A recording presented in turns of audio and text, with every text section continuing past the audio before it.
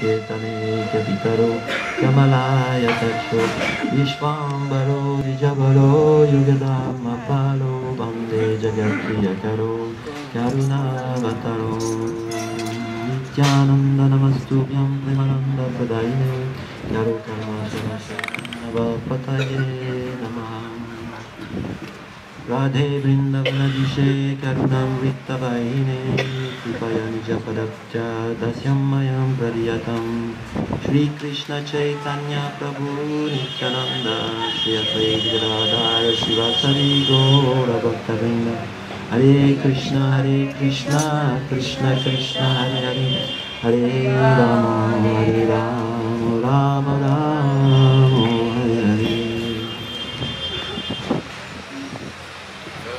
I'd like to offer my Dandavat pranams in the dust of the lotus feet of my spiritual master, Nityarila Prabhishna Vishnupad Shrimad Govinda Goswami Maharaj, Nityarila Prabhishna Vishnupad Shrimad Bhakti Vedanta Swami Maharaj Prabhupada, Nityarila Prabhishna Vishnupad Shrimad Bhakti Vedanta Narayan Goswami Maharaj Gurudev, Ora Varupanaja Guru Varga, Uja Vedanta Acharyas and Vaishnava and Vaishnavin Jadet Vaishnava Premananda Prabhuji.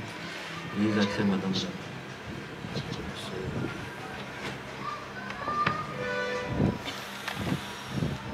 So we are very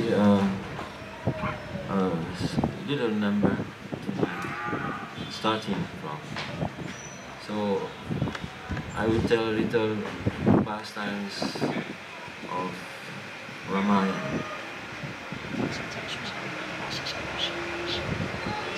You know, Lord Ram, he killed Bali. Bali is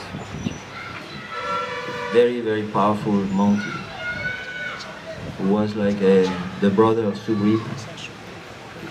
But the way he killed him is didn't please Bali because he was killed from behind. Usually, code of conduct, Kshatriyas, they faces their enemies. So why Ram killed Bali from behind? That's with my question for tonight. No, don't worry. It's not a big thing. Huh? Very big. Very. Then I don't know because I thought it was a very small thing. So Ram is great Chakravarti, means that he is the king. He has power to apply justice. He can reward, he can kill, he can do whatever he likes according to his estimation. So he decided to kill Bali. Why? Because Bali, although he was a very great personality and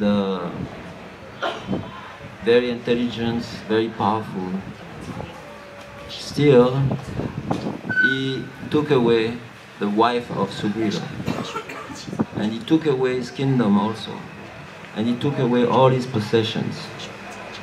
So by this, Ram decided to kill him.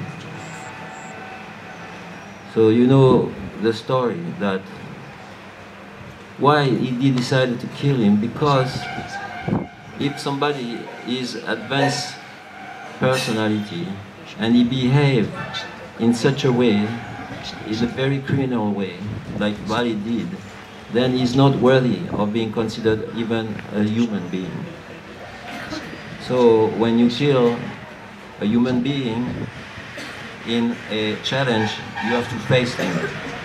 But when Bali became degraded to the level of an animal, then there is no more reason to face the opponent enemy. There is no more reason. An animal, if you go hunting in the forest, you don't follow the rules of conduct with animals. You kill an animal whether he is in facing, behind, on the side or any places. you will kill him, because it is called hand. So this is one reason he decided to kill him like this, from behind. But there's another reason also. Because Bali incarnated to serve Lord Ram. But in the midst of his life, he became an ally of Ravan. He became very friendly with Ravan. Ravan wants to actually kill him in the beginning. He was chasing after him, but he was defeated by Bali. Bali had the boon to absorb half of the strength of all his enemies who would confront him from the front. So whoever would come in front of Bali, he would lose 50% of his strength. And Bali would get this strength. So he was undefeatable in that way. So Ravan knew this, and he tried to catch and kill Bali from the backside, from behind. So Bali, every morning, he was jumping towards the 4 directions of space to do puja. He would jump north, east, west, and south, come back to the original position. So one day, he jumped, then Ravan came from behind and grabbed his tail, trying to catch him and made short of his life. But Bali is so powerful that he caught Ravan in his tail like a coil. And then he, as if nothing, he continued jumping from one side of the India, north, east, west, like this, without being troubled. And Ravan was caught in the tail behind and was going boom, boom, boom, boom, like this. So he realized, wow, I cannot defeat this person, he's too strong. So they made alliance. And that alliance made Bali an enemy of Hanuman. Sugriva, when he fought against Bali, he was defeated because Bali was very, very powerful. Although they were brothers, Bali was so powerful, he defeated Sugriva. Sugriva had to take shelter of a place where Bali could not access, because he had made some trouble, given some trouble to one sages who lived on that hill. And the sages told him, if you put one foot on this hill, your head will explode in thousands of pieces. So Bali couldn't go there. And Sugriva took shelter of this hill, feeling secure. But every morning when Bali was jumping for his puja in one direction, he would jump and he would land with one foot on Sugriva's head. And he would go like this. And then again bounce and go towards his direction. So Sugriva was very much troubled by this, headaches all the time. So when he met Hanuman, he asked Hanuman, can you help me with this problem? Hanuman said, yeah, I will try. Then the next time when Bali jumped, instead of landing on Sugriva's head, Hanuman caught his foot. And then as he caught Bali's foot, Bali was suddenly immobilized, couldn't move anymore. And then Hanuman started going down slowly, slowly, slowly. As when the foot would touch the hill, the ground, Bali's head would explode in 100 or 200 pieces. So he was going down, and Bali realized that now he is finished.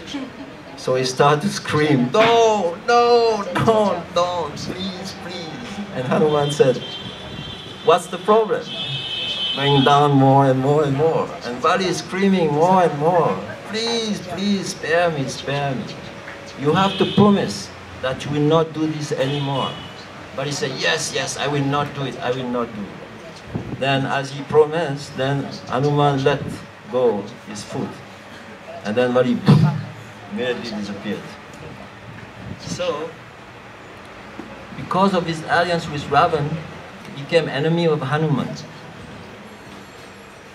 Then, when Ram killed him from the back, then Bali was dying. The arrow pierced his body, and his life was going away. Then Hanuman Ram approached him and asked him, and Bali complained, said, "Wow, you are such a great, you are a king, you know everything, but how is it possible that you've killed me in such a way that from the back? This is not good, not good code of conduct." So Ram said, "If you want, I can give you back your life." But Bali said, "No." He understood that now I'm dying by the arrow of Ram, meaning that I'll get liberation. So better I keep it like this, that I will get liberation by this killing of myself. But Ram came from the back because he thought, if I kill him from the front, then he will surrender to me. He will say, "Oh, excuse me, my Lord, please, I will not offend you anymore. Please, let me become your surrendered soul." Then, if you do this to Ram, as is for Bibhishan, the same stories happen, then he will give you shelter. But Ram wants to kill Bali, not only because he has taken all possessions, including wives and kingdoms of Sugriva, but because he became the enemy of Hanuman. And that was the main reason why Ram wanted to kill him. Bali was an incarnation of expansion of Indra, I think, yeah. And Sugriva was expansion of sun god, Surya. Then in the next life, Sugriva became Karna, expansion of sun god, and Bali became Arjuna. Same thing happened. Karna became the enemy of Bhima, who is Hanuman. Wanted to kill Bhima, especially Bhima had made the vow that he would kill all hundreds of Dhritarashtra's sons. So Karna wanted to kill Bhima. And because of this animosity against Bhima, as Bali had the same against Hanuman, then Lord Krishna didn't spare Karna when he was in difficulty, just like an animal, even out of conduct of Kshatriya rules. He asked Arjuna, "Please, now you throw your arrow and kill him." Like an animal again. So the lesson is that we have to be careful not to become enemies of devotees. Otherwise, you may be killed by Krishna himself, or Lord himself. Like, you know the story of Draupadi? Swayambha was there, and Arjuna and Bhima came. Bhima was elder, so he had the first choice. He could have said, "Yes, I can throw arrow and pierce the eye of that fish over there." But he decided not to do it. You know why? There's a lot of big story behind this. But we have no time to say. No, lot of time. Complete night for you. Huh? Complete night for you. All night? Yes. Day not disturbing you. No? Night is free for you. Darkness not coming in here, right? The story starts with Bhishma and these three ladies, Ambika, Ambalika, and what and the third one? Amba? Huh? Huh? You don't know it. Amba, Ambika, and Ambalika. So one of the three didn't want to get married with that king who they were meant to go to. So she refused. She said, "I like Sarva," or another. So please, Bhishma, you bring me there to him. So Bhishma brought that lady, Ambika, I think. And when she arrived there, that king said, I don't want to have anything to do with you. You were just on the chariot of a person of masculine gender. So you are impure now. I don't want to have anything to see with you. So she became very upset. Then she turned to Bhishma and she said, I want to marry you. Bhishma said, I made a vow, I will not get married. Then she became more and more upset.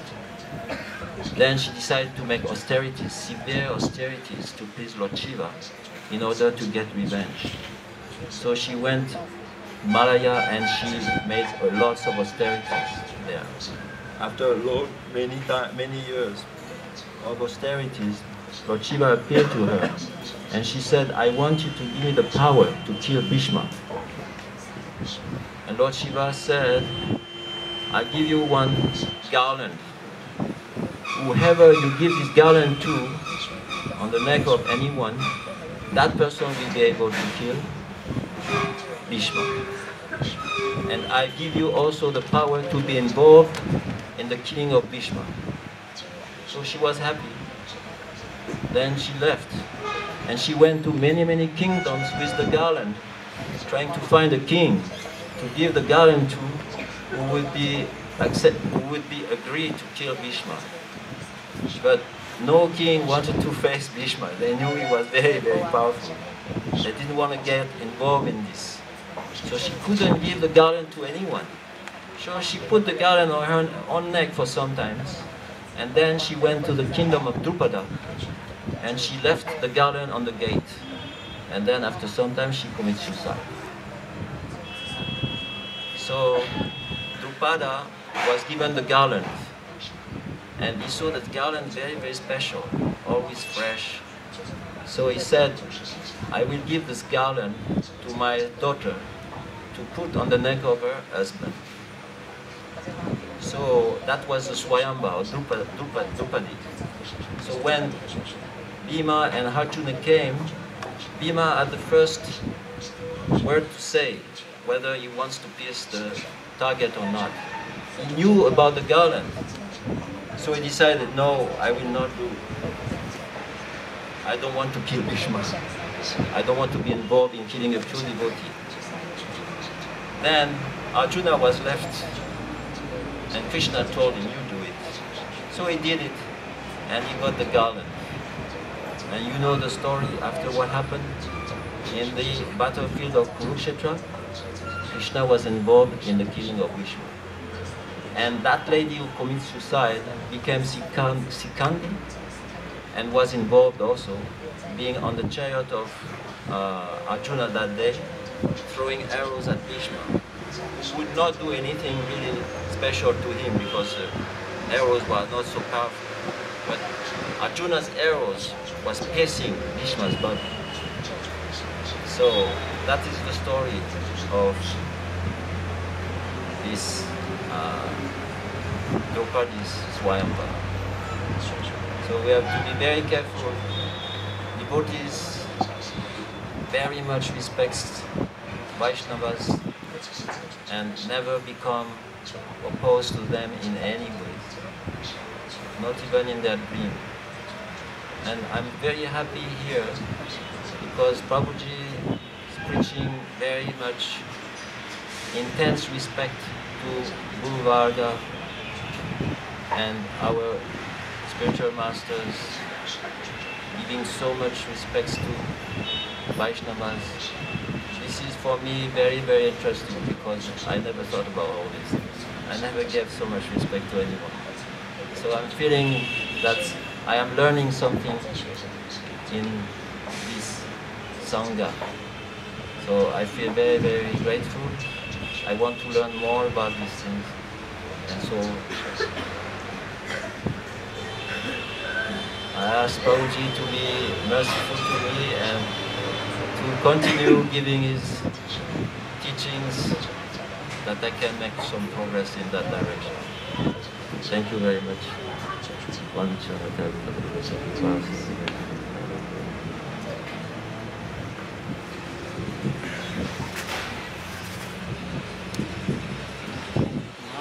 asking questions. How come your voice feeling is Bali, right? And also he's asking one question or two questions. Let's see. Question about Bali? You are telling From the back? yeah. He answered it. Yeah, I answered. This is not enough. No? You only touching in ocean, bank of ocean.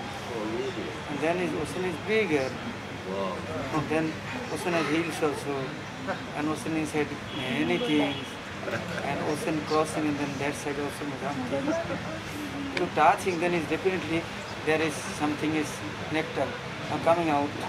And ocean churning, then poison coming, after coming out, many things, then Amrita coming. It's only start now. Now first poison came, and poison is no less. Now one by gift coming. Okay.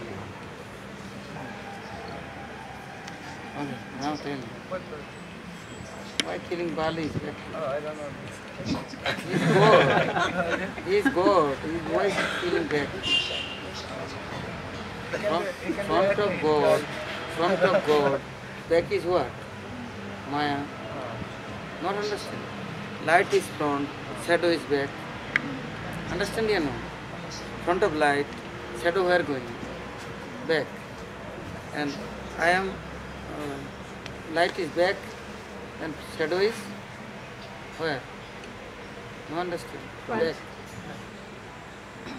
You are light of front of light, your face. And shadow where? Back. And you are back to light, then Front. shadow, Front. then Ramchandra, then this Bali's back is what? Maya. Front of, then God, then Maya where? Again killing Maya. And front of Ram coming, then Ram is dark, light. Dark where? Back.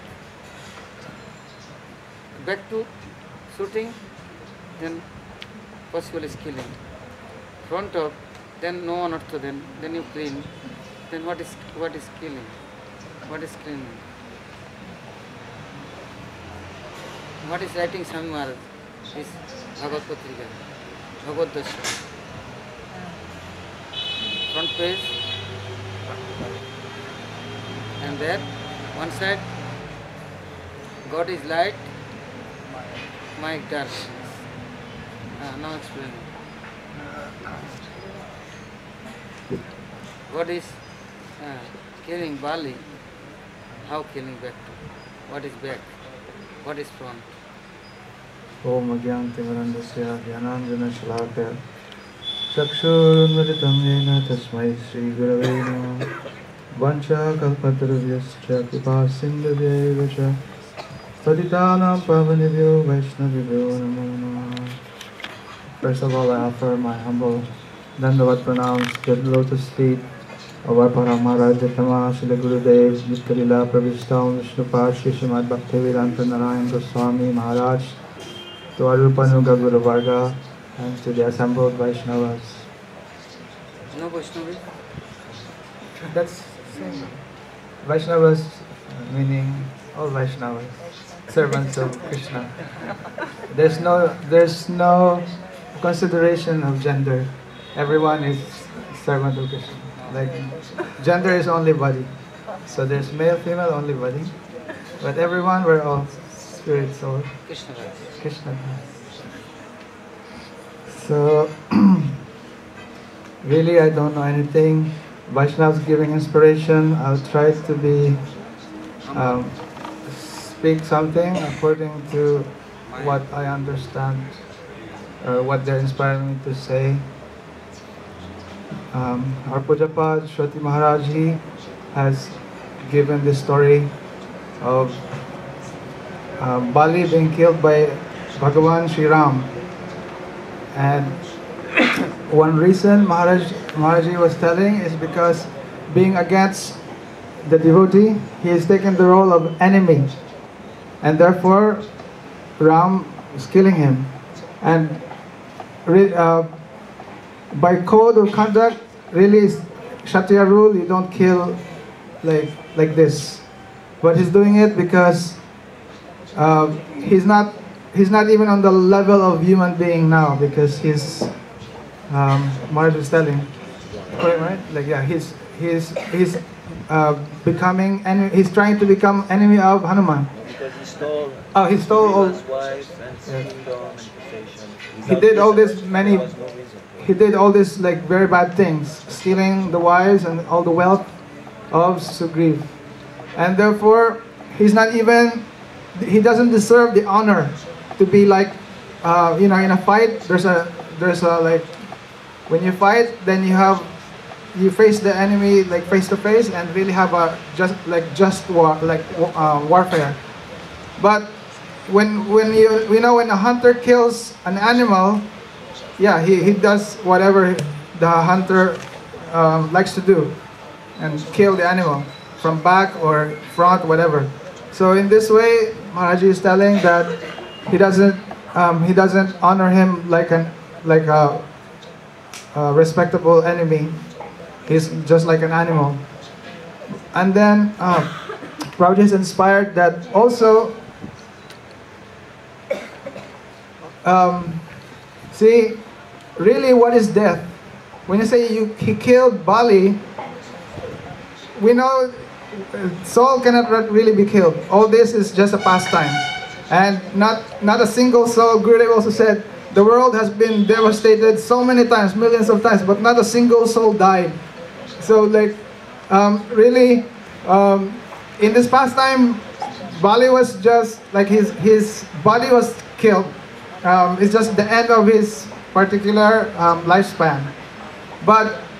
And Prabhupada was telling that when you're facing light, then shadow is at the back. And see, there's the analogy that Maya is darkness, and where there's light, there's God. So the front of Bali, actually that means his real condition, the spirit, and that is as a servant of God. So there's really nothing you cannot really kill that. But his back, meaning darkness, that's Maya. That means, Maya means identification with your senses, identification with the desires of your senses, the mind, and even going beyond that, being against, like the devotees against God. Now, with Maya, you turn away from God, from the service, and you try to become the enjoyer. So at this point, Bali, his back, it represents that Maya, and so Ram is killing that, and he's shooting from the back. No need for him to shoot the front, because front is the pure spirit or the light. So that's how I understood Prabhupada's inspiration. আপনি বলবেন next more. No, I'm just thinking that since Maharaj has given this example, that it's a very important lesson Maharaj is showing, that if you chose to be an enemy or aparadi to a devotee, then you will be finished. God himself will destroy you. Now, I'm just thinking that for the devotee, actually, there is really no consideration of enemy. Like, this world, there is a concept of friend and enemy. And really in this world, what is a friend and what is an enemy? Our Prahlad Maharaj is telling that actually this is all in relation to oneself. If someone, or one's senses, if someone is finding somebody like trying to help him enjoy, then he considers a person as a friend. But if someone is trying to become an obstacle to his enjoyment, then one in this world consider that as an enemy. But for the devotee, actually, he doesn't see this, because his only concern is service of God.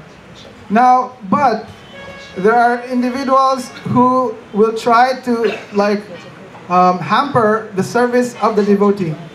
And still, even the devotee depends actually like how who the devotees are. But we can see in Mahaprabhu Lila, since we're in Navadvip, then I'll give example that in Mahaprabhu, and this is why Mahaprabhu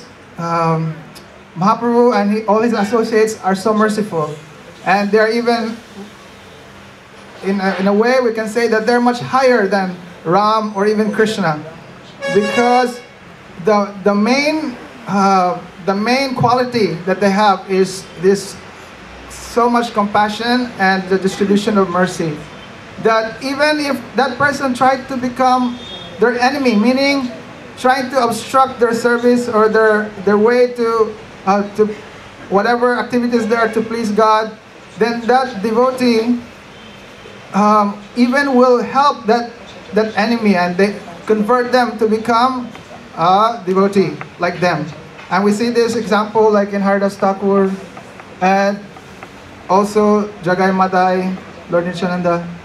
But one thing, like, and it happens here in Kulia.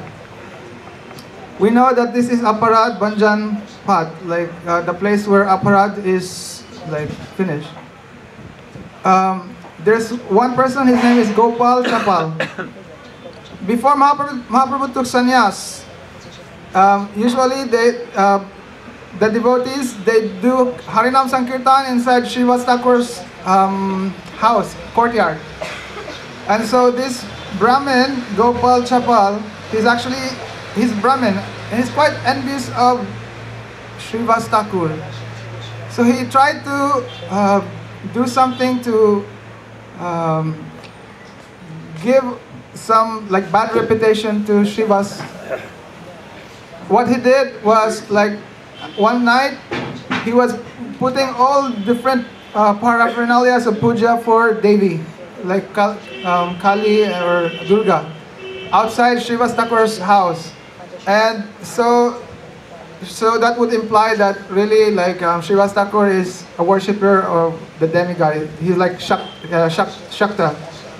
So the next morning, when Srivas Thakur saw the paraphernalias, then Srivas Thakur did not even like deny it. He said, like, look, I'm doing all this puja, and yeah, he didn't even defend himself, and said, like, he was telling all the devotees, like, I'm just like a worshipper of the demigods and like this. So then the devotees, they understand, it's like, who has done this?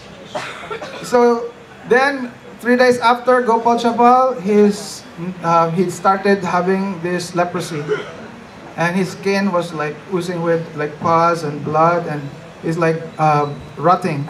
So then one time he saw Mahaprabhu under a tree, and he approached him, please help me, I'm like your uncle. And Mahaprabhu, you know what Mahaprabhu said?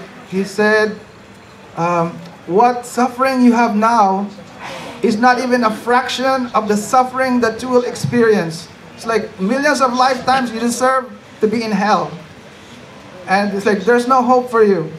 And from that, he felt like really hopeless. Mahaprabhu did not help him.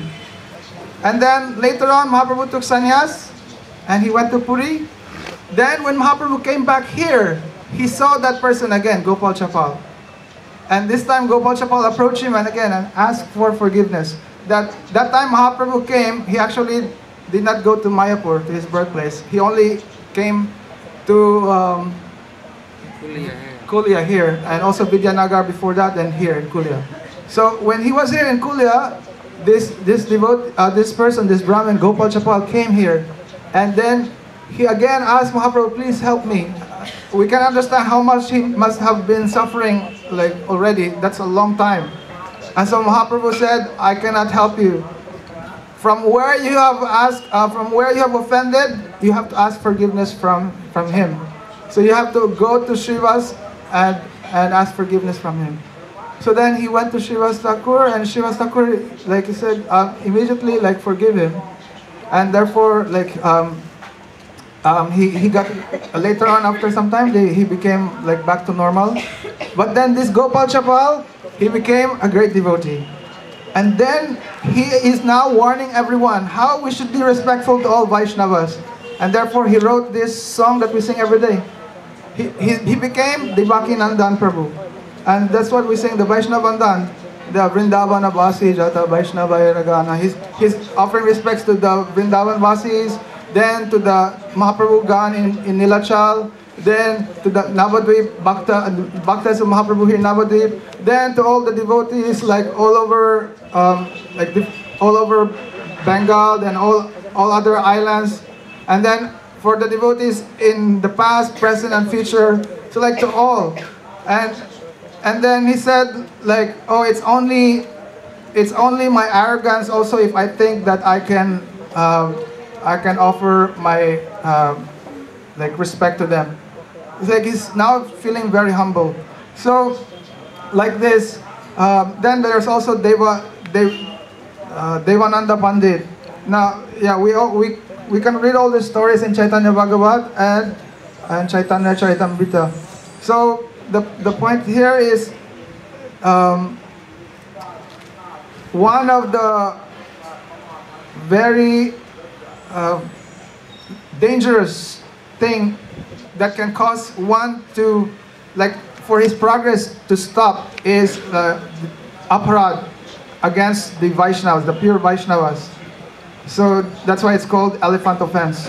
So Maharaj has given that particular story this evening, and I'm just adding like to that and rejoining the mood. বলবেন না, লাগবে না, লাগবে তো কারণ না, নিজের জন্য কিছু না, লাগবে না,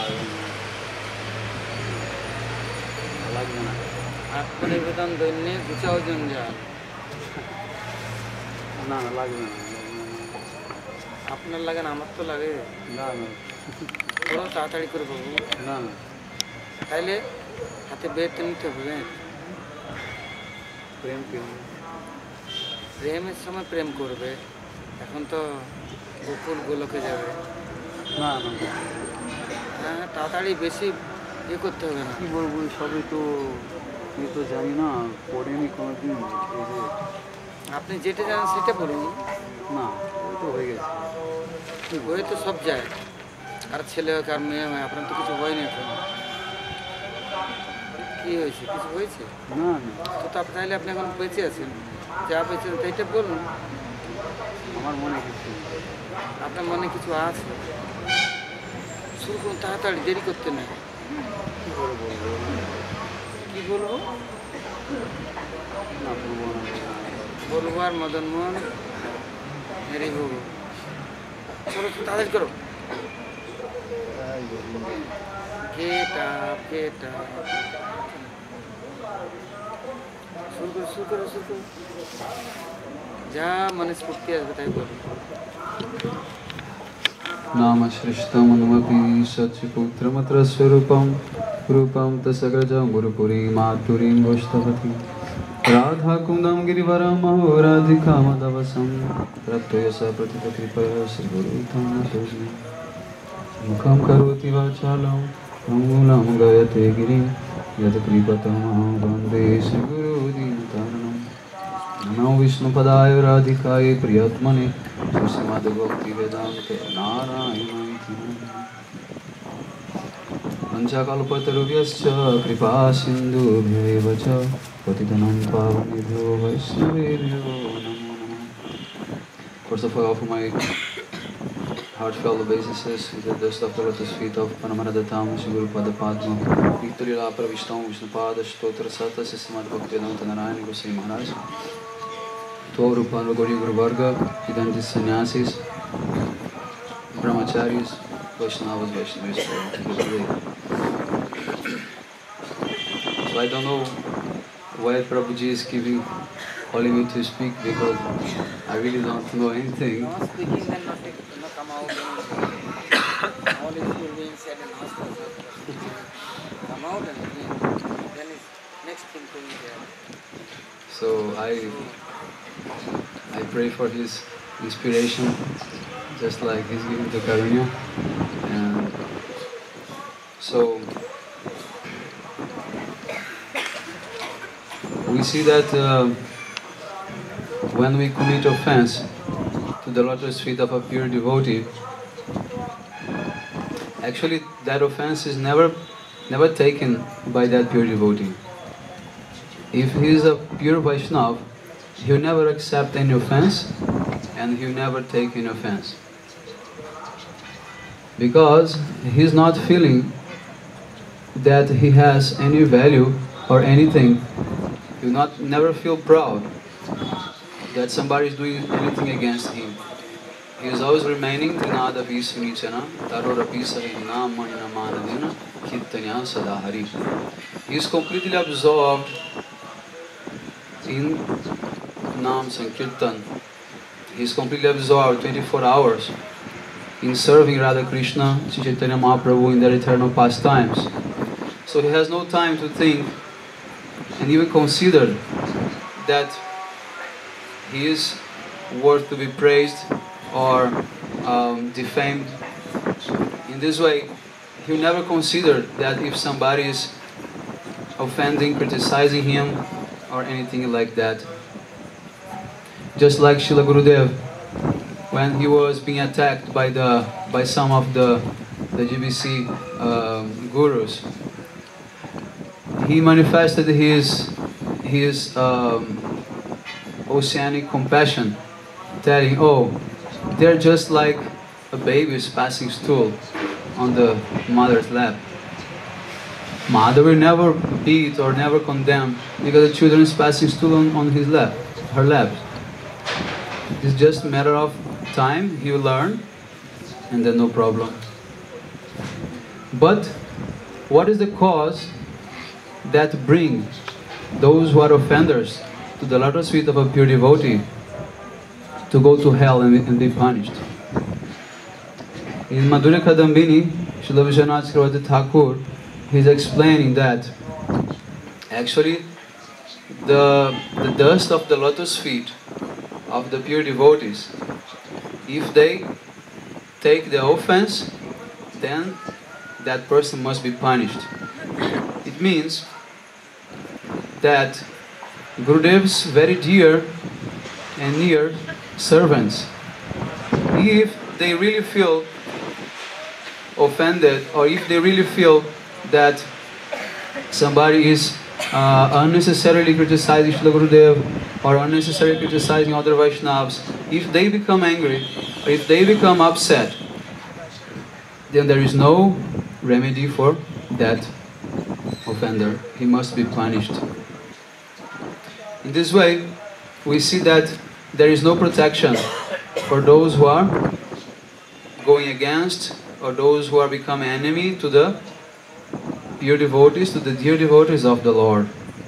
Just like Maharaj is giving this example in this pastime, how by becoming enemy of Hanuman, Bali lost his life in the hands of Ram.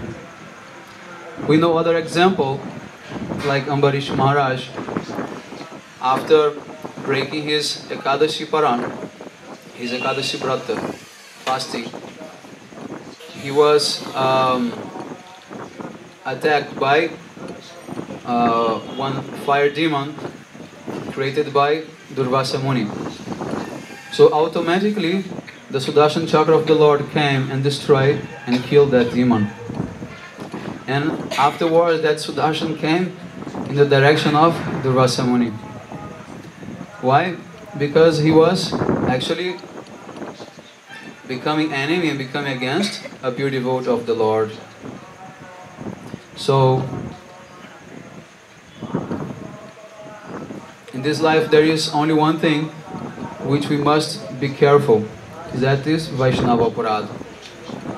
We may commit Dhamma Aparad, we may commit Seva Aparad, we may commit Nama Aparad, but Vaishnava Aparad that can uproot the Bhakti Creeper, that can destroy forever that the creeper of devotion which we are trying to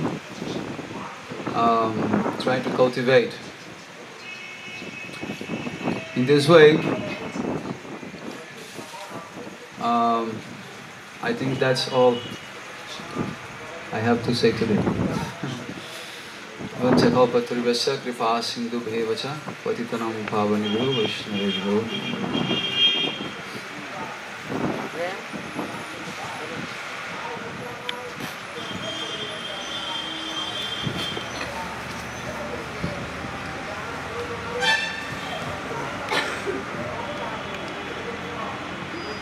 Omadhyanatimiralandasya Jnananjanashalakaya Chakshurunmilitam Jena Tasmai Shri Gurave Namah. So, we're trying to follow the order of the Vaishnavas and purify ourselves and absorb ourselves in Kirtanam. Vaishnavas are explaining over and over that first there is Shravanam, then there's necessary Kirtanam, then if in this naturally in this process the next stage is Smaranam, and we can progress in bhakti. But without doing kirtan, things will not be solidified in our minds and consciousness, and repeating what we've heard from the Vaishnavas is very helpful for making something that we've heard from them our own. So the topic today is aparad, and also the position of the Vaishnavas. So, what is the meaning of aparad? Aparad is, rad means, in its root forms, it means love, or, yes, like love. And aparad, anything against that love, that is aparad, and that separates a person. It puts one far away from love and actually corrupts him, and not only will he be separated from love, at that point he will start to become against. He'll be against anything that is actually helpful for him. So we know that actually, eternally, all jivas are Nitya Krishna Das. But we've heard from the Vaishnavas, especially recently, that Guru and the Vaishnavas and the Lord will not change or alter or try to control the free will of anyone.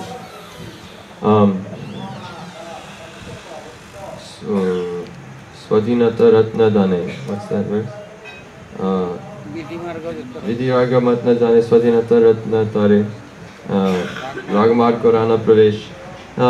Actually, this independence it can be the highest, it can be such a sweet thing, and when it's used properly. But unfortunately, we are tatashta, we can be choosing to go towards Paramartha or towards Maya. If we use our independence to stay in Maya, and if we try to be the enjoyer, then definitely we will end up committing aparad. Once we commit aparad, then definitely we will develop a antagonistic mood, and we will be covered even more greatly, and we will suffer in so many ways. So this is a matter of the jiva being independent. So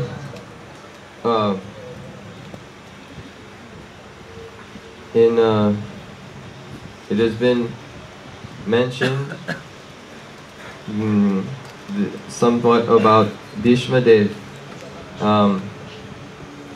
One time, not very long ago, just a few years ago, our Srila Guru Maharaj was, by some unfortunate circumstances, he had to leave that place where he had, he felt it was his home, where he had grown up and even taken care of so many young people.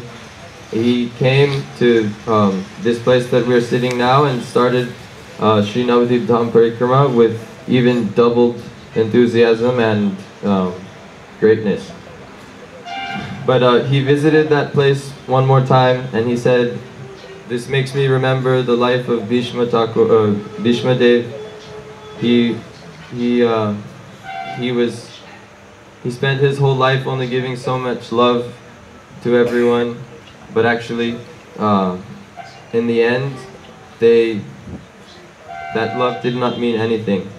So the Vaishnavas know that the love of this world is completely temporary. Actually, mundane love, mundane happiness and mundane unhappiness, there's no difference really. It is said in the Gita, they are samaduka sukhakshami. They're not affected by the dualities of this world. So, how unfortunate for anyone who mistreats a pure devotee, Mahabhagavat. They may even be sitting in the place where this is clearly explained by the Vaishnavas, that in any way we should be completely careful not to make any kind of disturbance for the Vaishnavas or any criticism of the Vaishnavas. But still, if they are extremely, this would be our greatest misfortune if still we cannot see this. So, in the same example, Bhishma Dev in Hastinapur, so he saw so many things around him were strange. Duryodhan was doing so many evil activities with his brothers, and the situation was so terrible that even everyone knew what was happening, but they were either too scared or too weak to stop it. But Bhishma Dev, he couldn't, he knew that he was not the doer, and especially in the case where Draupadi was being dishonored in the public assembly.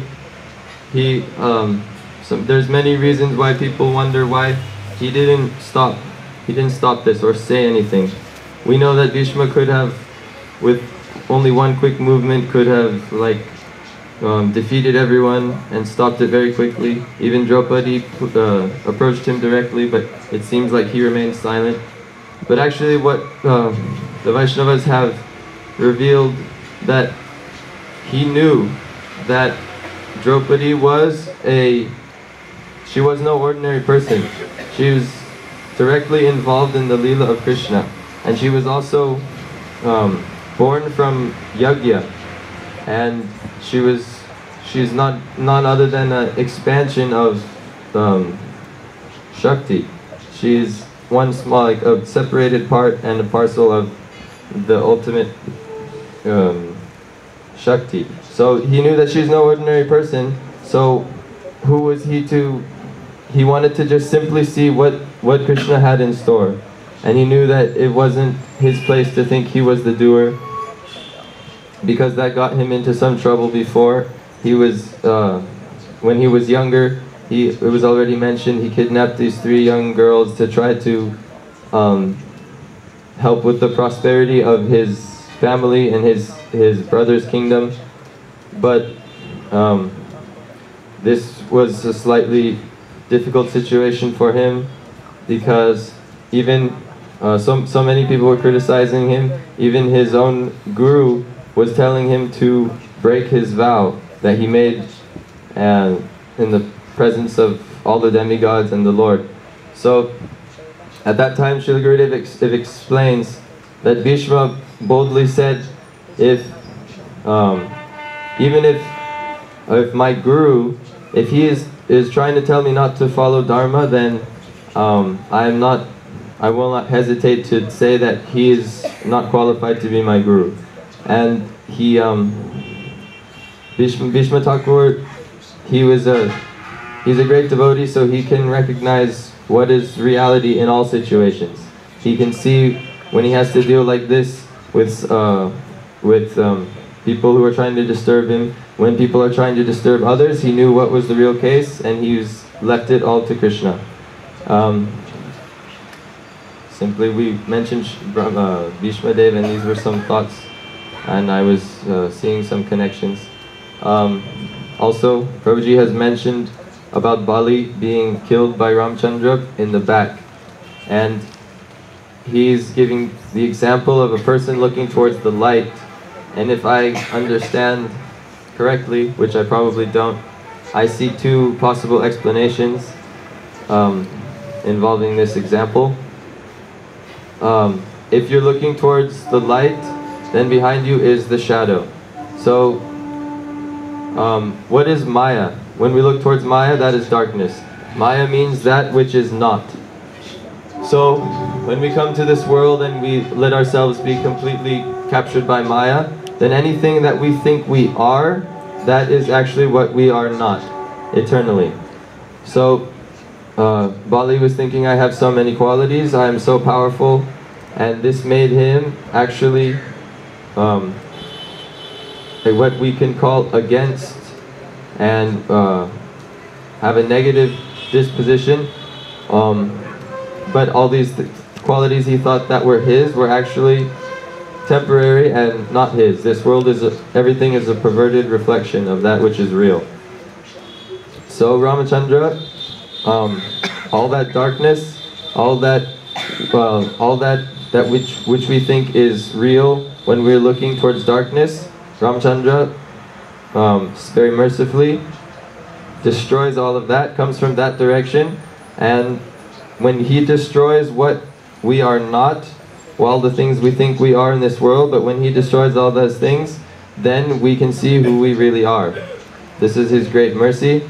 And then we can, as Bali was dying, he felt some clarity, and he offered so many nice prayers at the end to Ramachandra, and because he was forcibly detached, now he had no qualities, he was simply going to die, so he took shelter of Ramachandra, and this is actually Paramartha. Another explanation could be that, actually I can't remember the other one I was thinking. I was thinking of two different explanations, but I can't remember now. Om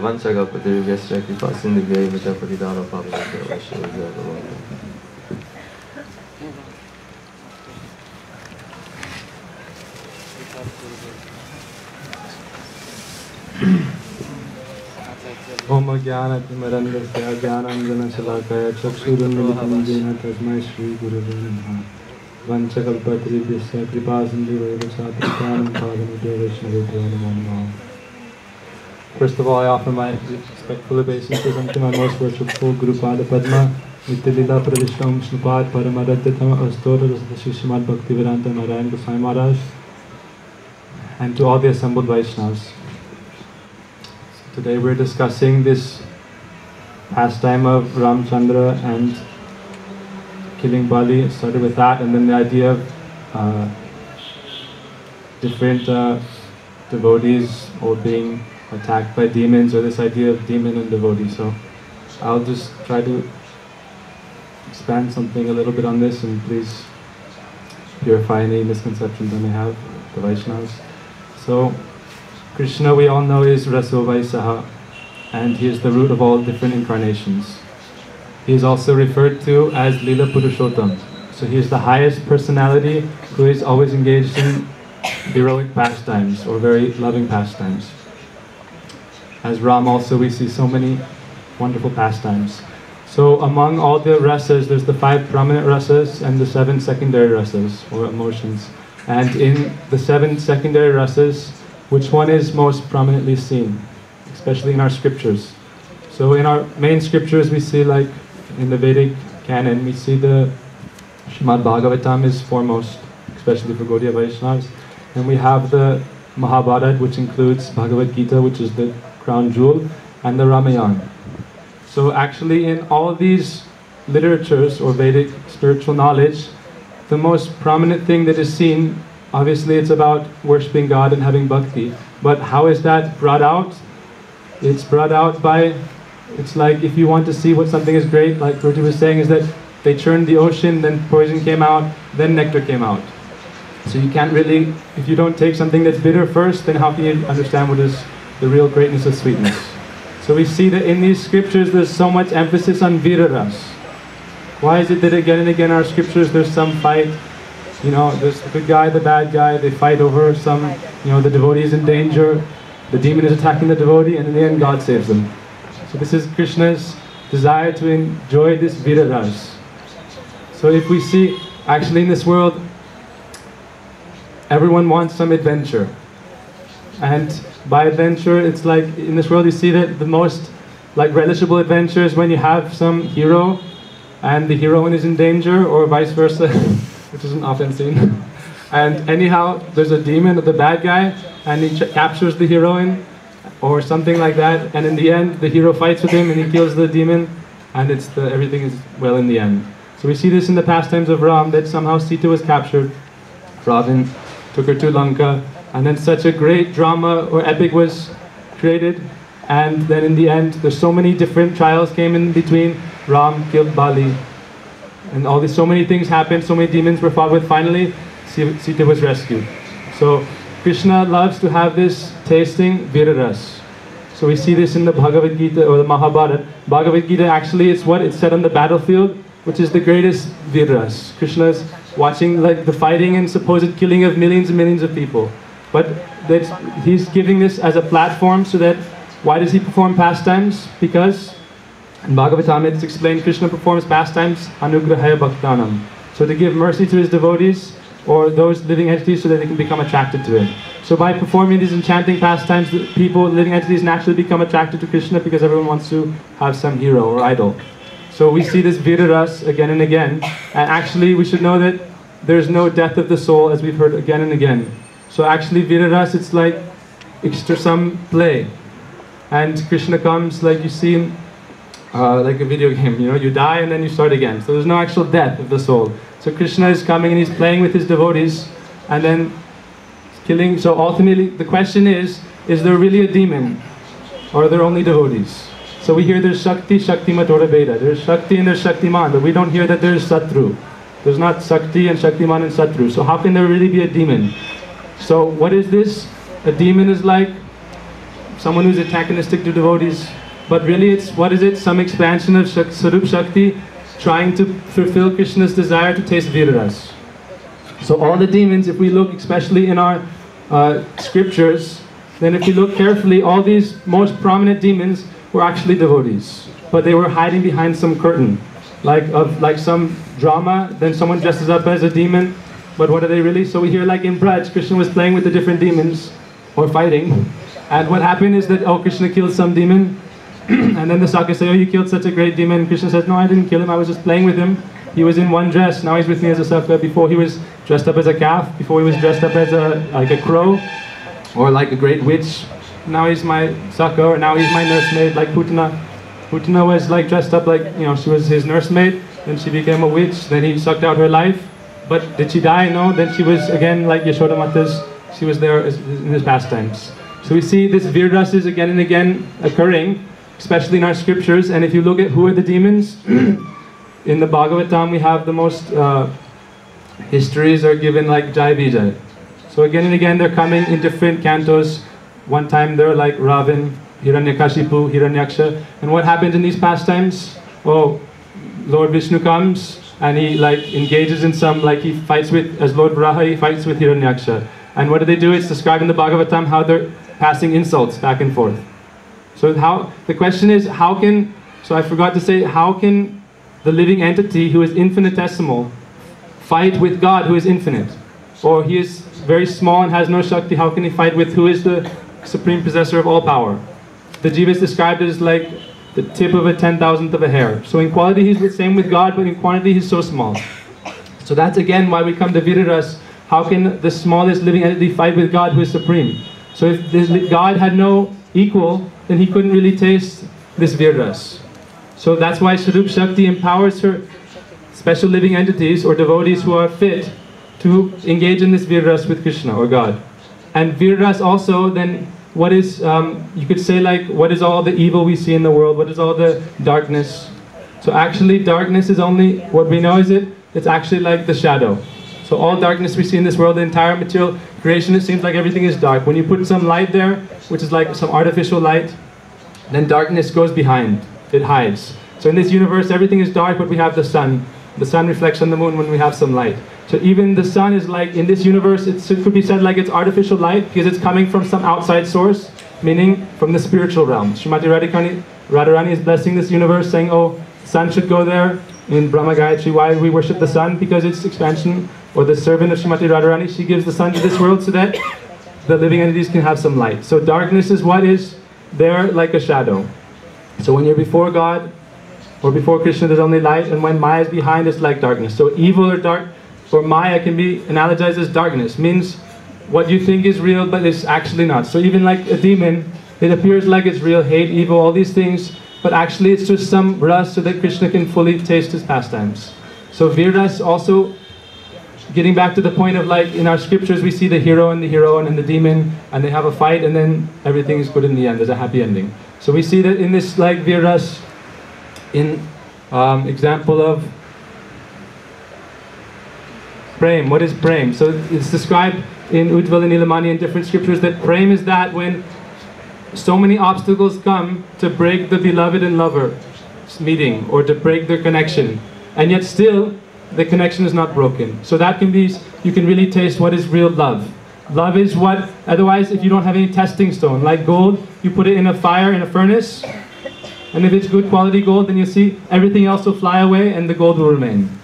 So to really experience what is love, then there has to become some obstacle. So also with Prem, then it's described in another verse that what is Prem, they decide, it's defined that the highest type of love is when there's all obstacles, when society is against it, and when it's like there's all reasons that the lover and the beloved should not meet. And all injunctions are against it, and they have to even maintain this mood against each other like, oh, I don't like you, you don't like me. Like we see Radharani and Krishna, and when they're before their elders, then oh, they don't even look at each other's shadow. So then there's this like play, and with the beloved and the lover. So how is the best way to hide this love? The best way to hide your love for someone else is to have some fight with them. So you show like, oh, I actually hate you. So the demon who is actually a devotee, because there's only Shakti and Shaktiman.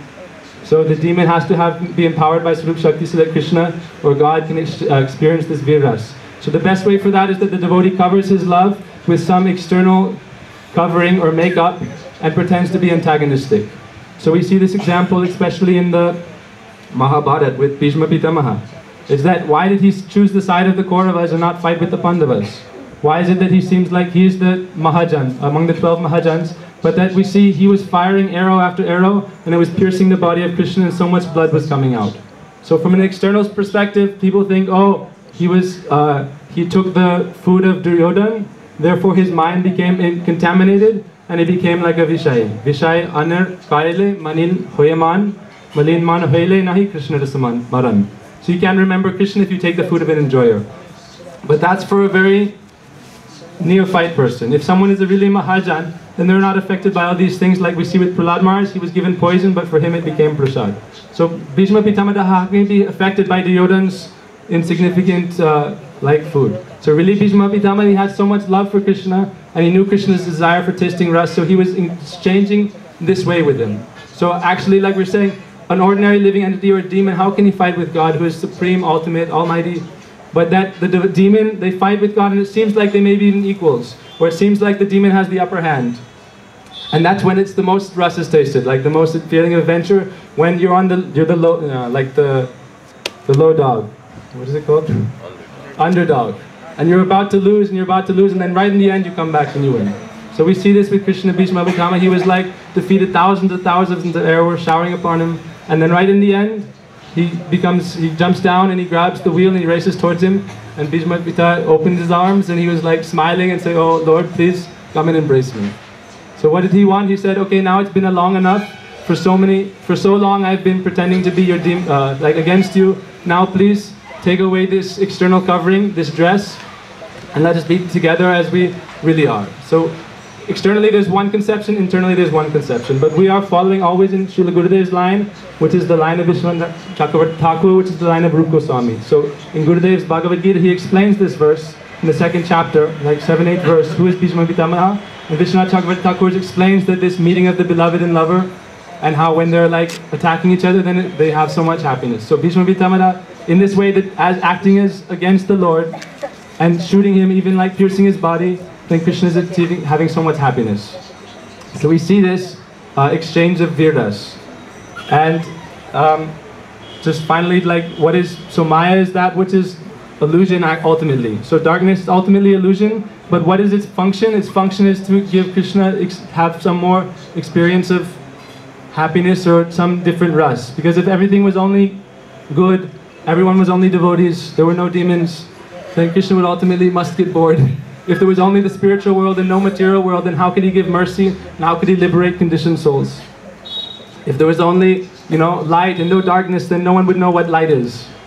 Everything is light, then it's like Brahma Jyoti, then everything is one. There's no darkness, then you can't have any relative, okay, this is this is that. So by Virras, Krishna gets to experience this, and ultimately all the demons are like, it may be said, okay, externally they seem like they're antagonistic to devotees, and that is true. But it's at a very external perception. Like you see foam on top of a river or the ocean, but really how deep is the water? How much can you tell? That is ras. So please, I end with that. Once I go to the